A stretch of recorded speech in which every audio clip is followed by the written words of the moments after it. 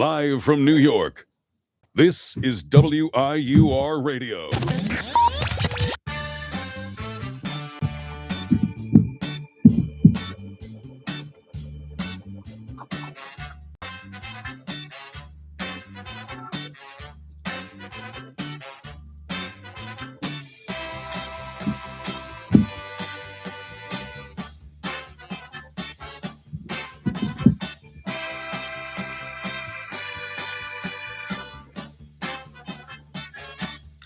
Hello and good morning to everyone tuning in to the Weekend Sports Recap on March 10th, the day after a crazy day of NFL signings. And we actually have a special guest calling in, my friend from Manhattan University who is now or graduated from Rhode Island, Nick Carparelli. How are you, Nick? Isaiah, thank you for having me on, man. It's a pleasure. Thank you for joining us. It's going to be a fun show, especially with the third guest with the call. Our producer's pretty happy we got this to work. It was finicky earlier in the semester when they tried it in last semester, but now we were able to get this. Nick is our guest guinea pig, and I think we'll be able to see this utilized in the next few weeks with a couple other shows. This is pretty exciting. Yeah, and I like the feature. And finally, it's working. So, yeah, I mean, we'll start off with NFL. I think there's really not much more of an introduction we need. What a crazy day one of the offseason. Yeah, I think the first team to talk about is obviously the Raiders. I mean, they added a bunch of signings, gave Tyler Linderbaum like massive contract, 20 years, $20 million per year, 3 years, $81 million. Quay Walker, Kobe Dean, Jalen Naylor, Kwity Paye, Eric Stokes, Malcolm Koonce, traded for Teron Johnson from the Bills. Like, they added a lot of pieces to a team where, you know, you're talking about one of the worst teams in the league last year, and they're going for the number one draft pick and draft Fernando Mendoza. I mean, those pieces that they added are great pieces. Tyler Linderbaum, one of the best centers in the league, an all-pro, having that protection behind having that protection forward. You know, Fernando Mendoza is huge and pivotal for them in his future. Looking at the other signings, you have Wan'Dale Robinson, which kind of sucks. I'm a Giants fan. We lost Wan'Dale, but for that money, 4 years, $78 million, I'm not matching that contract. There's a lot of people that overpaid. Nick, what do you think of this Wan'Dale and the Raiders edition so far? Obviously doing a lot to try to protect Mendoza and especially on the defensive end, making a couple big moves too. Yeah, definitely. Well, first off, it's funny. Like, it almost seems like Daboll's kind of reassembling his kind of tutelage, right? Wan'Dale was there. Obviously, Wan'Dale with the big signing. I know there was a couple. I haven't seen all the signings, but it seems there's been a couple former Giants players that have signed with the Titans. So I think that's kind of ironic. But I mean, we kind of, I'm also a Giants fan, so we kind of knew that Wan'Dale was going to get big money that we weren't willing to give. I'm happy he got paid with the Titans. With the Raiders, it's the best is that they're really setting up a really good defense and an offensive line, which I think is really important for Mendoza, for a rookie quarterback, to really have that real structure around him. Because we've seen rookie quarterbacks who've been gone in an absolute dumpster fire, and it's just been kind of derailed their career. So I think Mendoza's going to go into assuming that he goes to the Raiders, he's going to be in an absolutely great situation. So I think those two things alone will kind of set him up really, really well, I think. What do you guys think? Will this be like a situation like a Caleb who had the pieces around him when he was drafted but failed miserably in year one, but obviously had success in the previous year? I mean, yeah, honestly, because you're not expect a rookie quarterback to have like a phenomenal rookie year and, you know, win 10, 11 games in his first season. He's got to build that, you know, success. And obviously, like you said, the protection behind him, Tyler Linderbaum's perfect. The defense, you're trying to build that structure on the defense. Defense wins championships, like we saw with the Seattle Seahawks, another team we'll talk about a little bit later with their free agency. But I'm high on Mendoza. He's a really, really good quarterback. I mean, phenomenal character. And I hope that the Raiders build him the right way, because they've wasted a lot of talent in the past decade with Khalil Mack and Amari Cooper and Derek Carr and that team. I hope he has a bright future for the Raiders. Yeah, I mean, it looks solid. I mean, I think it all changed, especially when Brady took at least a minor ownership in it, because he knows how to win and he's gonna do what it takes to win, right? I mean, that's what I at least think this Raiders team could be building, and obviously they have the surrounding environment and the fans in Vegas. Looking back, yes, it was tough when they left Oakland, but I think now at the Raiders, it could really build something here. Yeah. And then a couple other moves. All-pro linebacker Devin Lloyd signing with the Panthers, a big piece with a very young squad, and getting Phillips now could obviously solidify that defense and could make noise again. They were a playoff team last year. I mean, they still could make a lot of noise. They're young, they're hungry. What do you think of that move, Nick?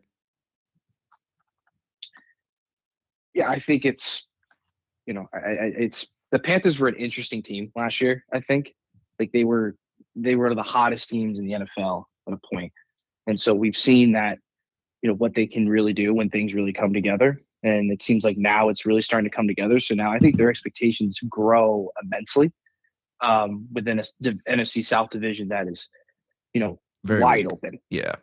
Very weak and wide open. So I really like what they're doing. It was funny because I think it was the Cowboys game last year at home, whereas things really started to turn around. And I think this is, it's a lot of guys getting paid right now. So, I like this move a lot.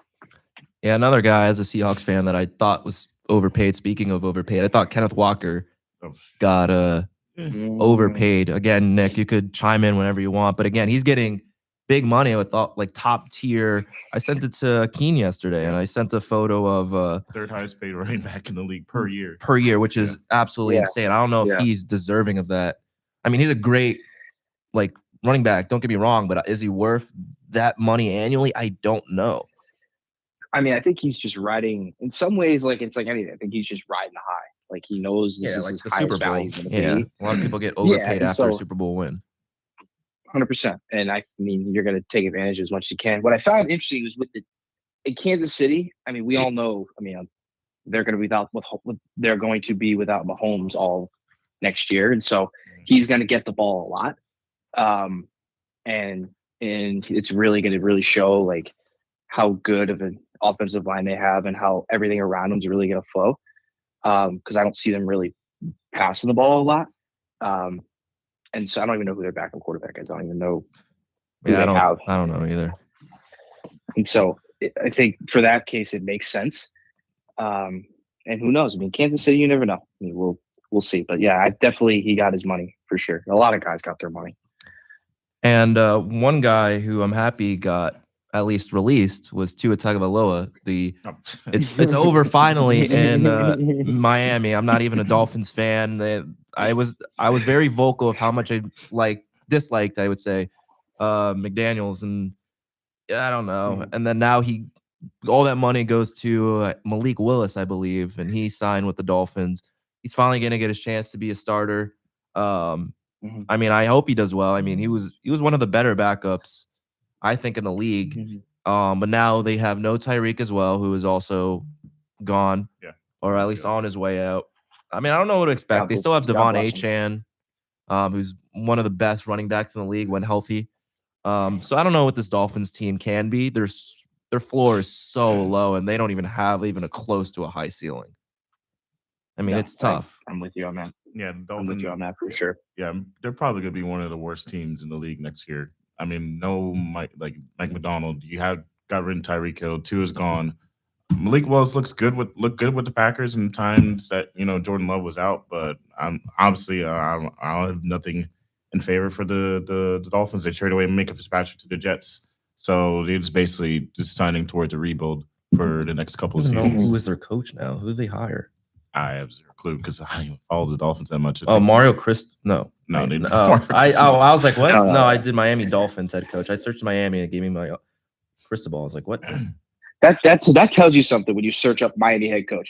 Yeah, and it's a college football. Jeff Hafley, who the heck is this guy? No. I have zero clue who this guy is.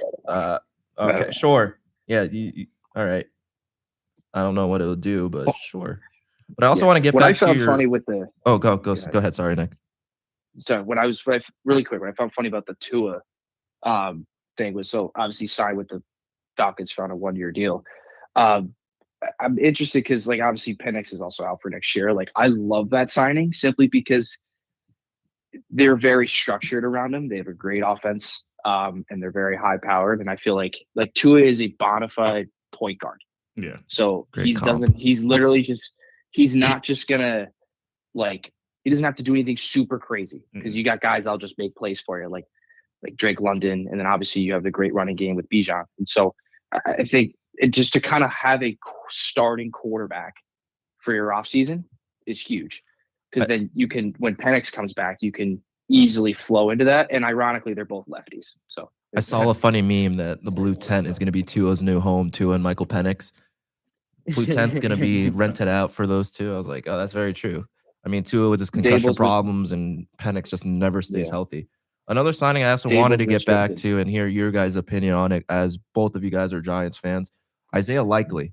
I think that was a big signing for you guys. I mean, I like the move. Was that a hesitation there? Did you not like it? No, I love Oh. it. I was in agreement with you. I feel like I expected this to happen. So it was like you'd seen tweets for weeks, and you just follow these different things. So I love it. I think it's perfectly. I couldn't have been any better. I'm just looking forward to what else they're gonna go after. Yeah. I mean, I feel like with the draft coming up and what else they're gonna do, but I think to the start, that's a great start. Yeah, be along honest. with Tremaine Edmonds as well, is a fantastic linebacker, all-pro linebacker at its best, added to that defense. I mean, obviously the defense is our strength. We need to add more offensive pieces. Hopefully Malik and Cam come back fully healthy, so it's be huge, and also Jackson Dart. So I mean, we do have a nice future if everything builds out and pans out the way we want it to. I agree. Any other signings? Any other signings you guys want to discuss a little bit, or you think that's it? Surprisingly, we want to talk about the Seahawks. I mean, we needed Shaheed back. Yeah. I'm still waiting for Reek Woolen. You lost Kobe Bryant, which was a really really bad. They're very high on Yeah. that kid Adaka. So we'll see how he does. Boy, Amafe left. Yeah, I mean, I don't know. We'll see. Isaiah, remind me the because I'm looking at my notes here. We didn't talk about Mike Evans. Oh yeah, Mike Evans that's signing with the that's a huge one. 49ers. I mean, that's a huge one. He finally Yeah. gives pieces to the 49ers, obviously losing a couple wide receivers, and it was the McCaffrey show and nothing else. I mean, losing out on Ayuk, obviously lost out on Debo. I was kind of pissed they didn't keep that the Giants didn't go after him in a way. I mean, just looking at I don't- his age profile is probably the thing that pushed him off. And obviously, Mike Evans was hurt last year. He didn't complete his 1,000-yard season like he usually does. But even though Mike is a Hall of Famer, I think he's kind of getting towards that age where the Giants looked at him and said, okay, 31, 32 years old in the league new year, like you're not going to really be paying $60 million 3 years for an old guy, really. So it doesn't make sense, really, Yeah. for the Giants timeline. Yeah. But for the 49ers, Yeah. I mean, he's an immediate impact player. Like you said, didn't really have any receivers last year. George Kittle went out in the playoffs. Ricky Pearsall was out. Like it was just basically Chris McCaffrey and Brock Purdy show. So having alongside them, if they get healthy with George, like I said, George Kittle, Ricky Pearsall, Christian McCaffrey. Now you add Mike Evans. I mean, it's a really really good offense, I would say. Yeah, and they're ready to win, right now. Yeah, too. 100%. So they're And they're always competing every year. They're always in the NFC conference championship game almost every year, it seems like. Yeah, I mean, I'm looking. I mean, the other one, Jets signed Fitzpatrick to 3-year, 40. Again, doesn't move the needle. Jets are still gonna suck, I think. I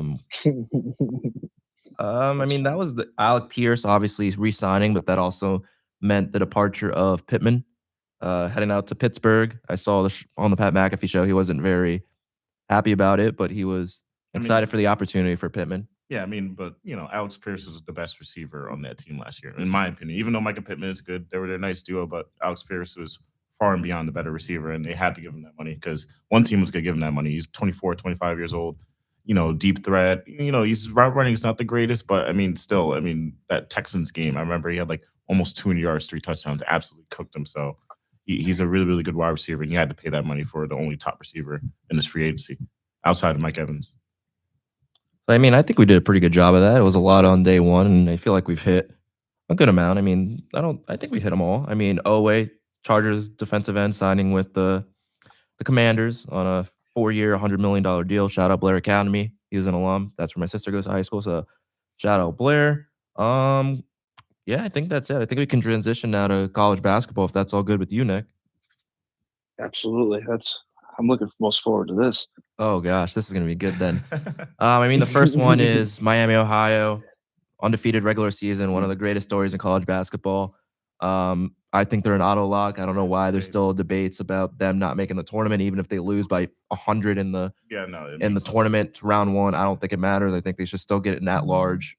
They had one of the best regular seasons. Obviously, their wins weren't the cleanest wins the last few weeks, but it's still tough to go undefeated in the regular season. And Miami, Ohio did that. You think they should be at large no matter what happens in this conference tournament here, Nick? 1000%.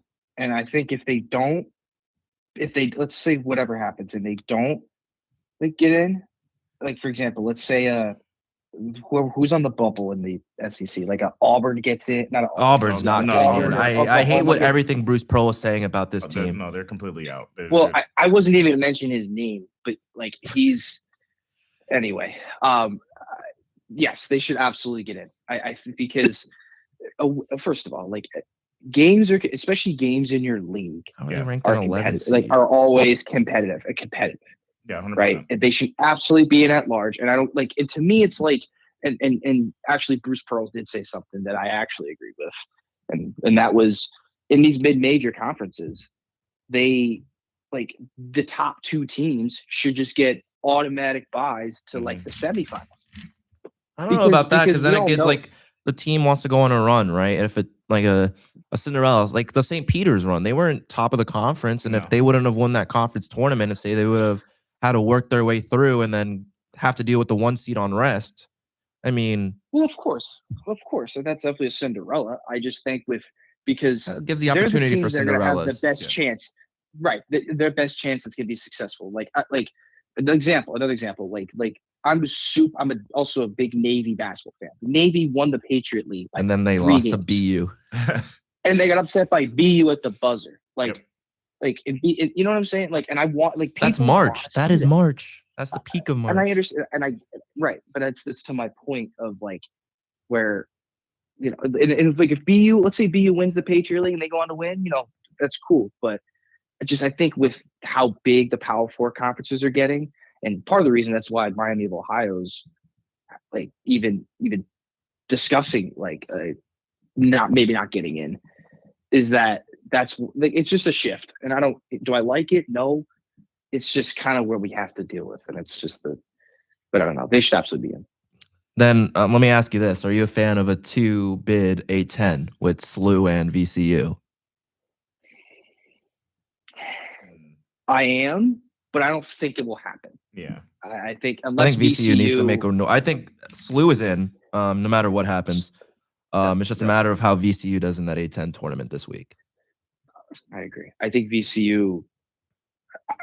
It's in a normal year, they like in a normal circumstance they should, but I think they need to win it in order to get it, unfortunately.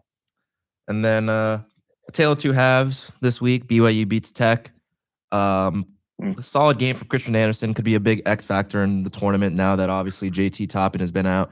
He's been playing well the last few games. Not crazy statistics, but he's been pulling up solid numbers all year. And another team that I want to talk about that we've Nick on this show, I don't know if you've been tuning in, that we've discussed their up and downs throughout the year was the Purdue Boilermakers. They're gonna stink in the tournament. You can't tell me otherwise. They're gonna lose in the first or I can see them losing in the second round. Yeah, no. 100%. How do you lose to Wisconsin? Even though Wisconsin's good. To be fair to them, yeah, they gave Michigan their first loss, but for Purdue, when you're ranked top 15, and this wasn't like a good win. It was a bad. I wouldn't even say it's a good win or bad loss. It's just like you should be winning that game at home too. Yeah, I mean, your defense could not stop anything. Yeah, no, they're poor defensively. And like Braden Smith, Fletcher Lawyer, and Oscar Clough and Trey Coughlin-Wren, that's their guys. They played well that game. I mean, Clough was okay. He almost had a double-double, but Lawyer and Smith have been their best players out and out. But outside of those two, Coughlin-Wren, like I said in previous shows, his offensive game is so limited. It's like a back down and a hook. That's basically his game. But Wisconsin, I mean, you got to give them respect. I mean, they beat Michigan, they beat Purdue, they actually beat quality teams. Purdue, like we said in the beginning of the season, way before like preseason, they were probably mocked as like a Final Four. So it's kind of disappointing the way they've been playing this season. Yeah, I think it's also just a factor of who Purdue is. Like, I don't know, man. I don't know. It's just going to be also I don't trust Purdue, right? How do you only beat Northwestern by 4? You lose to Ohio State. I mean, Michigan State, you played well. Indiana, you demolished. You lost to Michigan by 11. But then, I don't know. Recently, they haven't been playing their best ball. Like, I still look back at Super Bowl Saturday, right? Only beat Oregon by 4. Like, I just don't know what to expect from this team. Oregon's 12-19 as we speak, and then 15th in the Big Ten. And the thing is, they play the good teams well, but they really play down to the bad teams. And I think that's what's going to be the issue in the tournament is if you face a bad team, are you going to play down expecting to win? And I could see that out of Purdue, like just playing down, and that's going to be a reason why they lose. What's your opinion on Where are that? they projected? Where are they projected? I actually just had bracketology pulled up. Let me see. I'm assuming Shout they're out gonna to As a Oregon. 3 seed. Yeah, That's wild. That's really high. And then there So you know what I can think? As a 3 seed. I'm sorry for interrupting. Like if they could be a 3, right, and they could play a 14, like a high point, Oh, right? yeah, it's easy work. It should right? be easy work. Like so. should be. That's To what you're the thing. saying, right? It should be. But the thing about Purdue is, it's just like they're very experienced, and yes, they're up and down. But you have to understand the Big Ten is the best conference in college basketball. Most Maybe definitely. besides, they're up. If they're not the best, you could argue that they are. They are anyway. Yeah. Yeah, I think the Big They- 12 is up there too. Big 12's up there as well. I was gonna say that, but so them losing like to Wisconsin in the middle there, I don't like. It's not to me. I don't think it's as big of a deal because they like it's. I think UConn losing to Marquette's a bigger deal. I mean, Yeah. Caravan Then- dropping then a that. 0-point game. But again, Yeah, I like, still that's what love I'm saying. Hurley and March locks in. That's why I'm never worried about Yeah. it. I mean, that one, what was it, 23, right? Where they won the Natty as a lower seed. They weren't even a top seed, and they No. still won They the were Natty. like a 4. They were a 4. And- But also, you look at that Final Four, who it was. Yeah, That was a Cinderella year, if anything. To be fair, yeah, it was. true. Yeah. So I said, like with Purdue, like we'll see. Like in a week from now, when the tournament comes, let's say they do really well, our opinions could change drastically. So they're still a good team. I mean, obviously they're up and down, but it's a long season, and I think they'll eventually put together. Like you have veteran guard presence in the tournament goes a long, long way. Mhm. And Braden Smith's about as veteran as it gets. It's to me when you lead the nation in assists, that's impressive. Mhm. Like that's harder than to Very me. That's true. harder than dropping 15 points. Very true. And so I know you guys. Maybe I'm the minority here, but I think they'll be all right. And if they get upset, it won't be the first time. Shout out FDU. But Yeah, I don't know. It's just I think this game was more of a testament of trying to figure out who Purdue is. I mean, Wisconsin, that was a big win for you guys. Don't get me wrong, but I think it's just a testament of a little bit of an inconsistent Purdue team, right? I think that it's showing them their flaws, and hopefully they fix it by next week, right? When stuff really ramps up, because again, Wednesday is the start of the tournament, or no, I think it's today. Monday. I think it's today. Yeah, Monday or Tuesday when the first 4 in Dayton starts. Yeah. Oh, right. Yeah, selection But again, the Sundays. big day is that Wednesday, Thursday, when every single team in that bracket's gonna play, and that's when we're all gonna be tuned in to watching. At least for us, well, I'm gonna be watching at work. But again, who knows? And once you want to talk about inconsistencies, like you brought up UConn, them losing to Marquette, even though Marquette, yes, and we talk about throughout the show. I mean, UConn's always been these tough, close games, especially in the Big East games. But UConn, I lost. Caravan- It could be me being a little bit of a hypocrite there. I don't know if it was just a bad loss. It could be just prepping for the Big East tournament. That's true, yeah. Who knows? I mean, the Big East tournament starting in the coming days. We'll see. I mean, I think it's just a crash course between them and St. John's. That game at the Garden Oh, it's is going to be electric. insane. It's a home game for St. John's, but the UConn fans travel, so Yeah. they're going to get to MSG. It's not that far, Yeah, it's realistically. Very, very close. And last time they played them, I'm pretty sure they blow out St. John's. Oh, they by like demolished 20. St. John's. Yeah, But Wolves, Patino ate into them and saying that's never going to happen again. 72-40. That's an absolute blowout. I mean, But I mean, the believe- first yeah. game, St. John's beat UConn. Yeah, but still, I feel like Mhm. UConn's, like I've been mentioning throughout the show, I think UConn's one of my favorites alongside Florida. Oh, 100%. I think I always said it too. And I don't know if Nick, if you agree with me, but I think the biggest thing is always the coaching. If you have a good coach, you have a shot 100%. to win. You I don't agree. need the best roster to win, but if you have the coach and the team plays well together, like UConn, they don't have that main guy. They're just a solid roster, right? Like some of these other teams that are so reliant on these freshmen and one specific player. But I think if you have a good coach and they play together well and you figure out the scheme, you got a shot to win the Natty and even obviously win the region and go to the Final Four. I agree with you on that. I'm a diehard Big East fan. Like I've grown up a diehard Providence fan. My brother goes to school there. Tough year. We live in Rhode Island. I mean, you guys can speak on it. I won't. But yeah, like you're 100% right. Like that's why Patino is so great because he, in some ways, is the GOAT. Hurley is turning into a GOAT because of what he's been able to do and to be able to sustain it and the culture he's been able to create, which I also think that word is so vaguely used because people just say, "Oh, culture." It's like, well, what does that mean? So I like, and then you have some teams like a BYU, right? AJ DeBonso averaged 25 points per game. Yeah, he's an And- absolute baller. Animal. Right, and BYU's unranked. So I mean, BYU's has and some this is really bad losses, like bad. Like good wins, but bad losses too.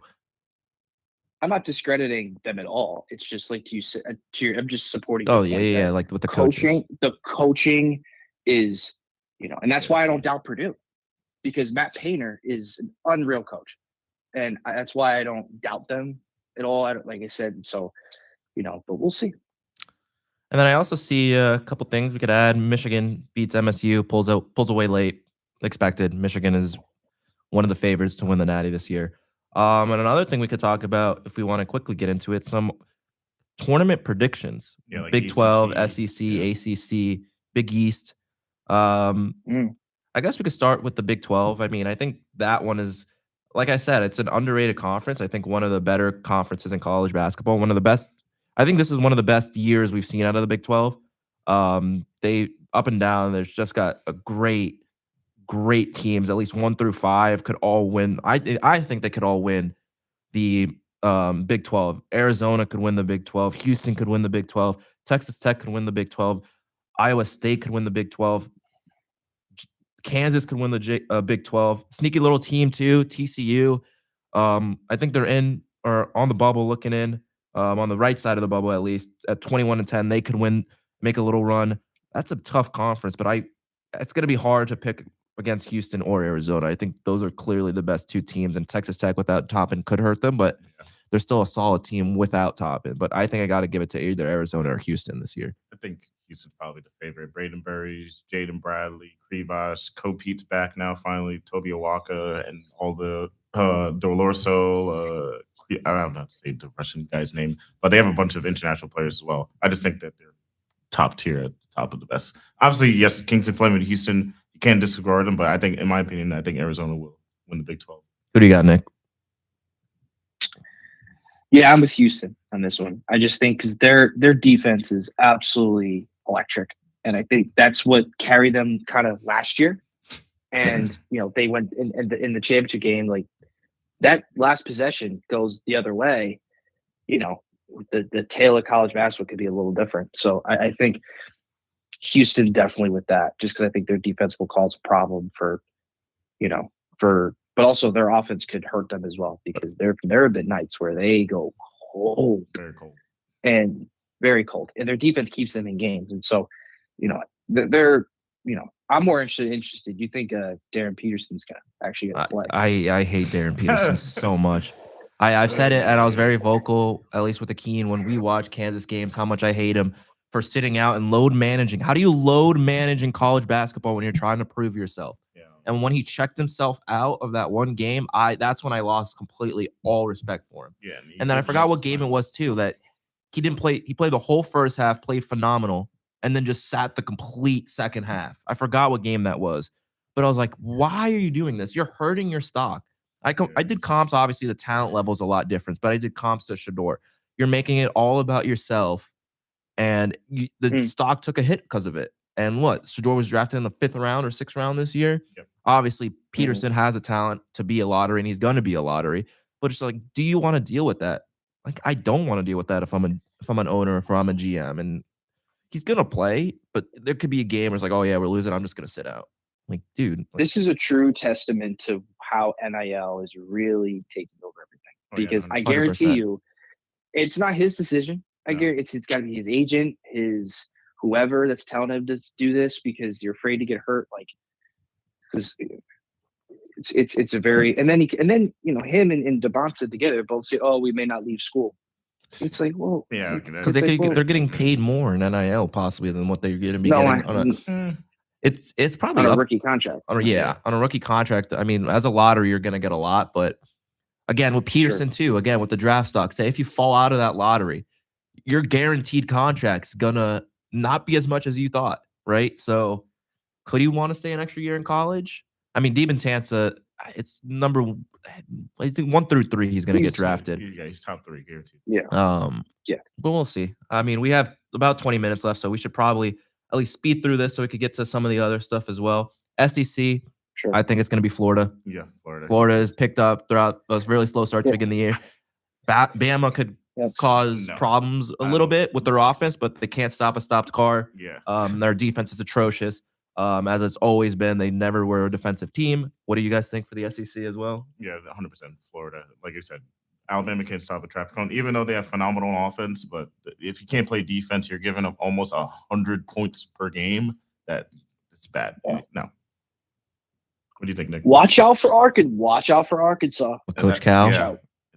Obviously, Darius Acuff, he won SEC Player of the Year and Freshman of the Year. He's an absolute baller. You saw what he did. Like I said, I've mentioned this 3-4 times, the Alabama game. I mean, he was in a boot like a couple days before, and then he drops 50 with a shortened rotation. I mean, it's impressive. But yeah, Arkansas is definitely a dark horse. Sleeper team. Yeah, SEC. And they just beat they're- Mizzou without Acuff too. So they're clicking. Yeah, they're clicking. And then Pac-12, I saw that's on there. Pac-12 is, I think, disappeared until next year at least. When ACC. ACC, I mean, it's pretty it's sure going to be Duke. Yeah. Duke is going to win it. I think that should be a unanimous decision. Big East, Mhm. that one is going to be interesting, right? I mean, yeah. I think it's close. I'm going to have to give it to St. John's just because of the environment. It's going to be a home game for St. John's. And you're going to play in front of home fans. I think that's going to be the difference. And Pitino's going to coach and fire up his team and do the right things. Obviously, Hurley, the UConn fans are going to show out, but it's going to be a red storm out there. It's going to be just full of red. It's probably going to be UConn is going to make noise as well. It's going to be a close game. But I think even the marketing for St. John's, they're going to do like a little bit of a quiet, like white out, red out. It's going to be known to be a St. John's home game. So I think St. John's is going to have the edge. What do you think, Nick? These. I think it to be a true testament to, because I mean, it is a home game, quote unquote, for St. John's, but Mhm. it's the tickets are split neutral between Yeah. both teams. So, I just think it's going to really, like, strictly basketball wise, it's going to come down to essentially who could just score, because both teams are unreal defensively, but we've seen UConn can go cold on Mhm. offense, and and St. John's has their worries sometimes. Sometimes they have bad shooting nights from the perimeter, and so it's really gonna just who puts up points. I know it sounds cliche, but like whoever just puts up the most points and can do it in a consistent clip. Like St. John's put up 40 points in a game. Think about that. Yeah, that's bad. And then we And I love I love St. John's. Like Providence is my top team, and St. John's is like a close second. But yeah, like it's just a matter of who's more consistent from the field. But I could go either way with UConn or St. John's. And then another sneaky little conference final that's coming up. Gonzaga versus Santa Clara. I got Santa Clara over Gonzaga. Mm. I mean, Gonzaga. I got it. I got Santa Clara. They just beat I don't St. know. Mary's last night. If Santa they're- Clara should be an at-large. Santa Clara is going to be an at-large. They should be an at-large, especially with that win versus St. Mary's. But if they if they win, Yeah, they'll they're- be at large. But then that's like could potentially be a bid stealer, right? Because maybe they weren't in, but now they're in, and then that forces Gonzaga in. So somebody's not going to get in the tournament because of Santa Clara winning the tournament. If Gonzaga wins, they were going to be an at-large anyway. Yeah. So that could be a potential bid I'm glad stealer you for one of the said that. teams. Yeah, I'm glad you said that because, like, let me give you a scenario. Let's say Santa Clara wins the West Coast Conference tournament, right? So they have an automatic bid. Gonzaga is going to automatically be in. St. Mary's is in. Does that eliminate? Like, does that even put Miami of Ohio on the bubble? Oh no, Because that's a Miami, bid that- Miami, Ohio is an at-large no matter what happens. I Yeah. think in the tournament, I don't think that's even up for debate. I mean, it could be up for Unfortunately, debate. So who- Obviously, that's what sports are about. But I think Miami, Ohio is going to get in. Actually, I'm looking at bracketology right now. Santa Clara is in the last 4 in, so they're not guaranteed in right now. But a conference tournament win would guarantee them and Gonzaga in. So then, who's on the bubble that if Santa Clara wins the tournament? I mean, right now, do you think it's Indiana's the first 4 out, Virginia Tech's first 4 out, Stanford. The bubble's very weak this year. Yeah. New Mexico's last 4 out. Next 4, Cincy, Cal, Oklahoma, and then San Diego State. So, Mm. So they're we probably could one of we could those- see a yeah. VC. I don't know. VCU is like last 4 in as well. I don't know. One of those teams They are got gonna to get screwed. go to the finals. One they of gotta those go to the teams are gonna get screwed, and it's gonna be interesting to see if Santa Clara does get in. All right. So I think with 15-ish minutes left, we'd hit a little bit of NBA. My Boston Celtics clicking right now. Tatum's finally back, playing well. Obviously, he's still trying to get his feet under him. But that also raises the question: is there a new favorite in the Eastern Conference right now? Because Pistons have been slacking as of late, lost their 4 straight. I honestly went to bed last night before the Knicks game finished, so I don't know if they won or No, lost. no, they lost. Okay, so that gives me what I need to hear. I think they are the favorite if Tatum can get his feet under him. Obviously, he hasn't been playing to the best of his ability as of late, but if he gets back to form that he played with in that Knicks series, will be okay. But he also understands that it is Jaylen Brown's team this year, so he's playing as a secondary player right now, which is I love to hear that he understands it's Jaylen Brown's team this year, and he's the one that's in the MVP conversations, which I don't know why he's not getting more recognition, but he should be.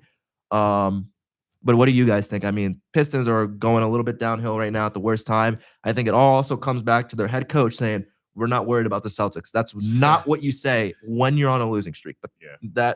that's the conversation for another day. And the Knicks it could just be the West Coast trip as well. It's Back-to-back losses to LA, to the Lakers, and to the Clippers. I mean, I believe in the Knicks. Like I said, for them to even nearly blow out the Nuggets by 40, it's impressive. But the back-to-back losses right afterwards, I mean, that was with Yeah. a LeBron-less Yeah. Lakers team too. yes, that's a really, really bad loss. And then obviously the Clippers are kind of underrated. People kind of, not giving them the respect that they deserve. Darius Garland's all-star guard. You have Kawhi Leonard still there. You have Derek Jones. They have a good team. What do you think about the tightly packed top 3, Nick, in the East? Yeah, I mean, I think it's those 3.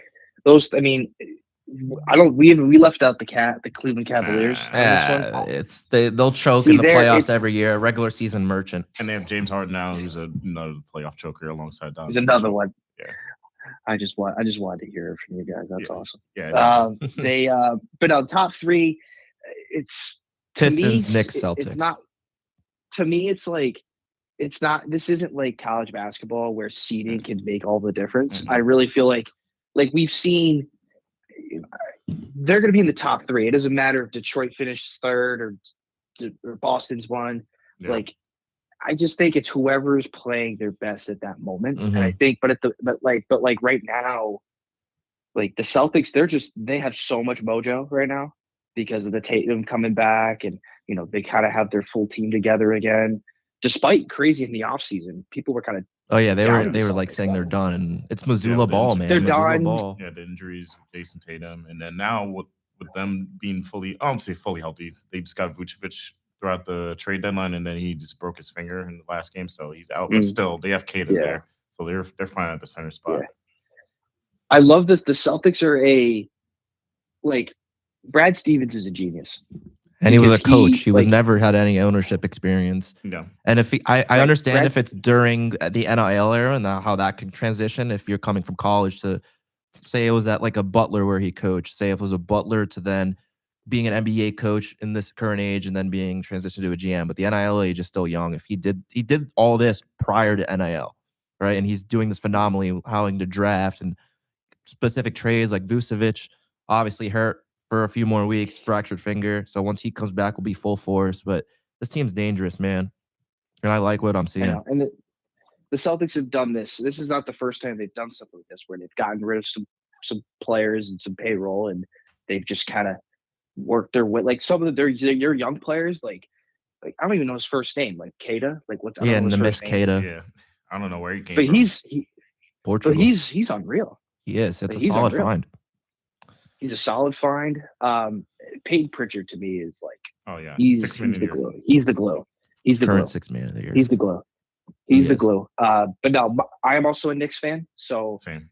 I just think the Knicks in the postseason will always be a threat because of the home court advantage that they have. And just when the Garden's going and you have Carl, and I think Karl Anthony Towns is that spark for that team. Sometimes it could, be better for better or worse. Yeah. Um, Unfortunately. But no, I mean, we'll see. Like I said, the Knicks are on a long road trip right now, especially with, they'll be out west. They'll be on a road trip for another week because of the Big East tournament going on at the Garden. So, I didn't even think of that. but we'll see. I mean, they'll be fine. The Detroit though, with the Detroit coach, Yeah, it's a tricky what's he team. supposed to? I mean, what's he supposed to say? Like, Yeah. I wasn't mad with what he said. But that was, I didn't think it was at the wrong question. time. I mean, I didn't listen to what the reporter asked. Though I just saw the quote, but I think it was just the wrong time to say it. I guess. I mean, So we got about 10 more minutes left. So we got to, unfortunately, rush. I mean, we talked NFL and college ball for a while. I'm not complaining. I love football and college basketball. Those are probably the two sports I've grown to love more recently. But the next three are about the same thing. So we'll try to do this pretty quickly. Nuggets Thunder last night, absolute game. Shea and Jokic, Yeah, two clear-cut favorites right now for the MVP in the West.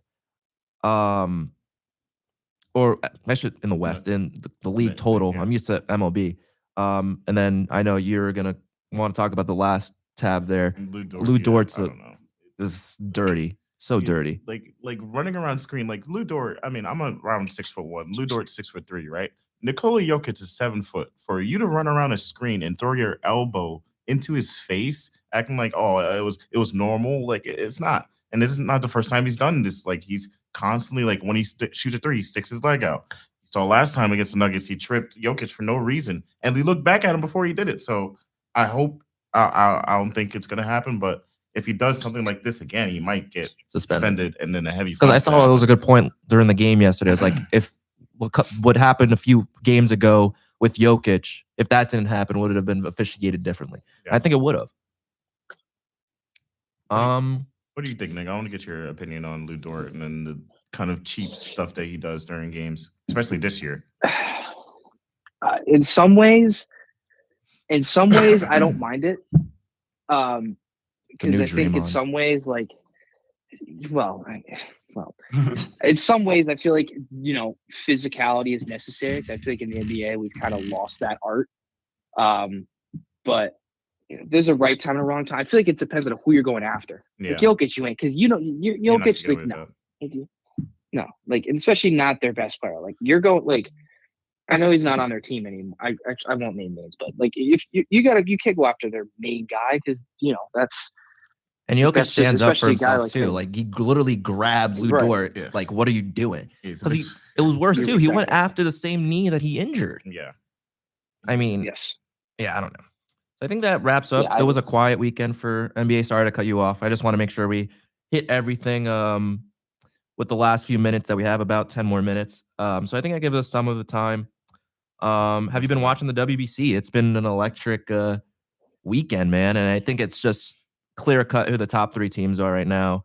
USA, Japan, and Dominican Republic. They've just been demolishing everybody. USA looked a little weak last night. I mean, if it wasn't for Paul Skeens, that 5-run inning, or was it the 5-run inning? I think it was in 1 or 2 innings. It was the 5-run inning.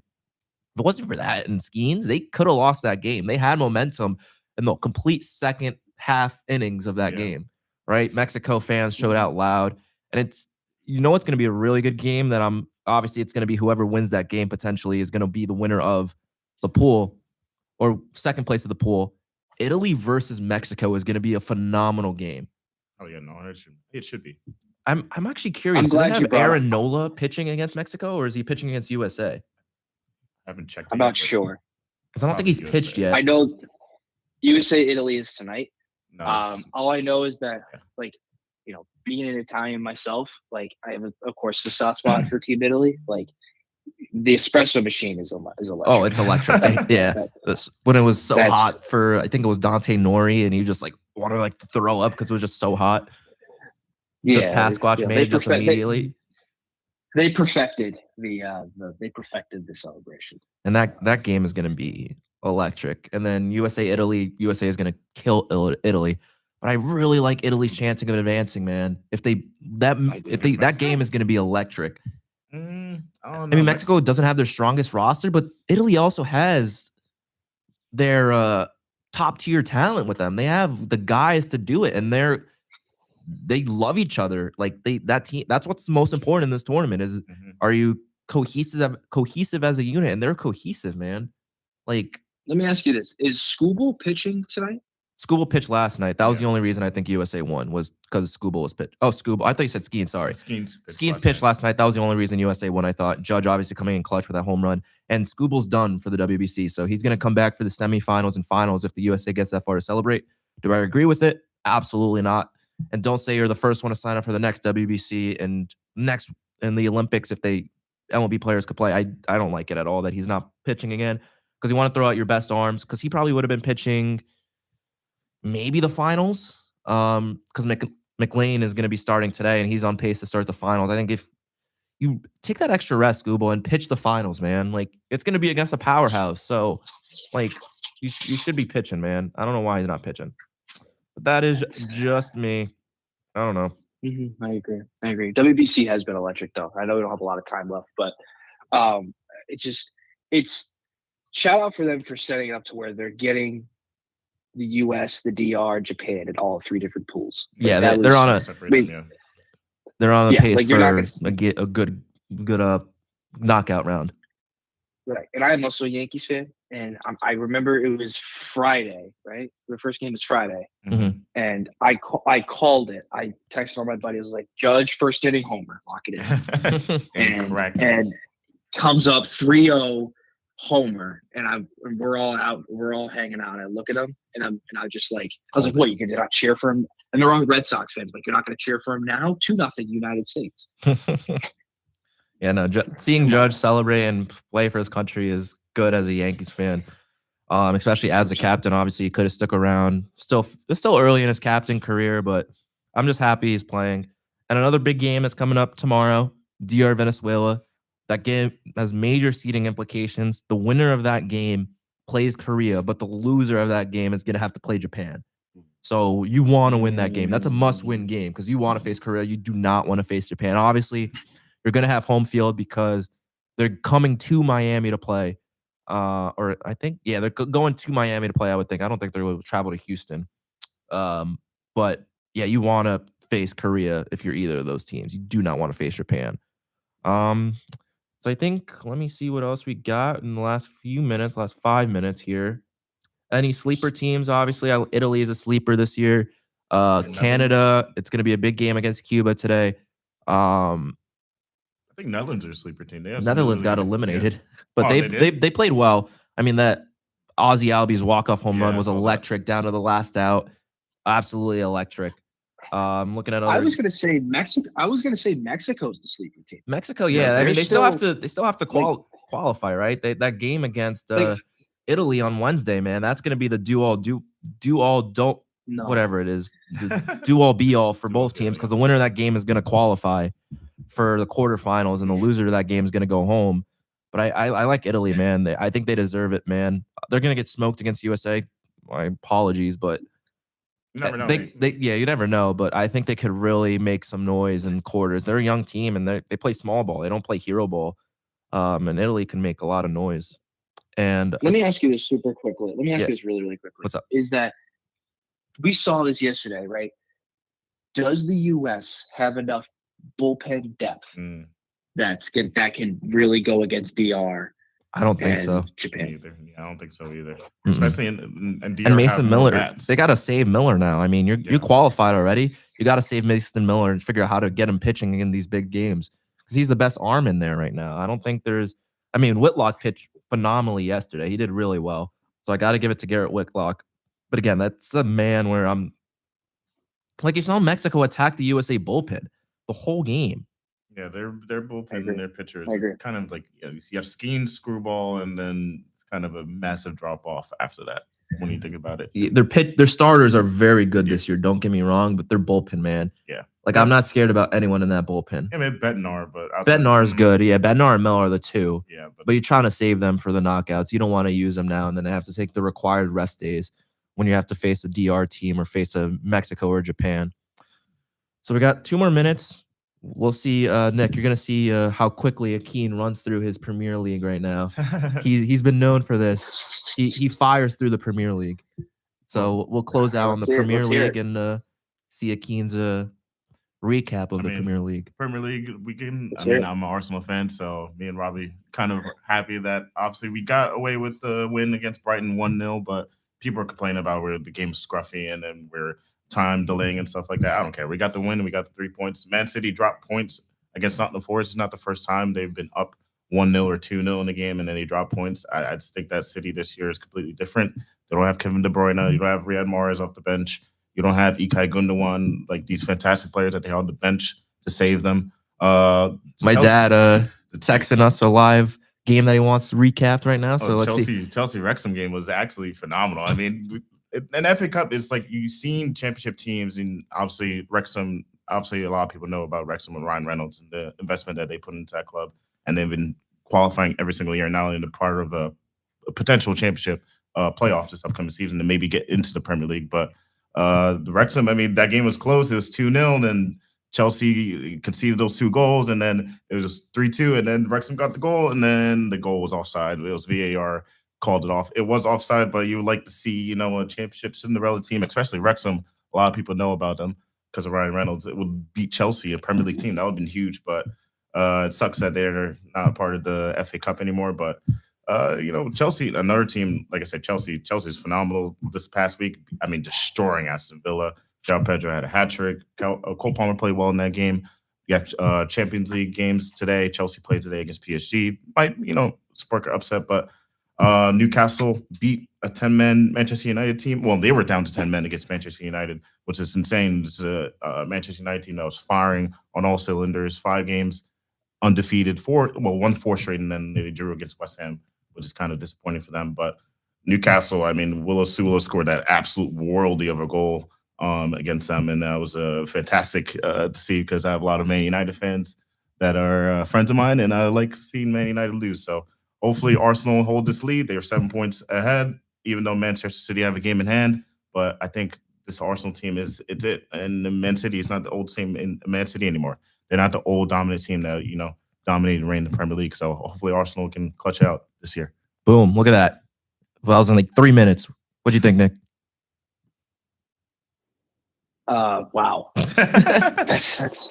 That was unreal. I have little to nothing about soccer, so that was I'm well informed. Well, that's going to do it all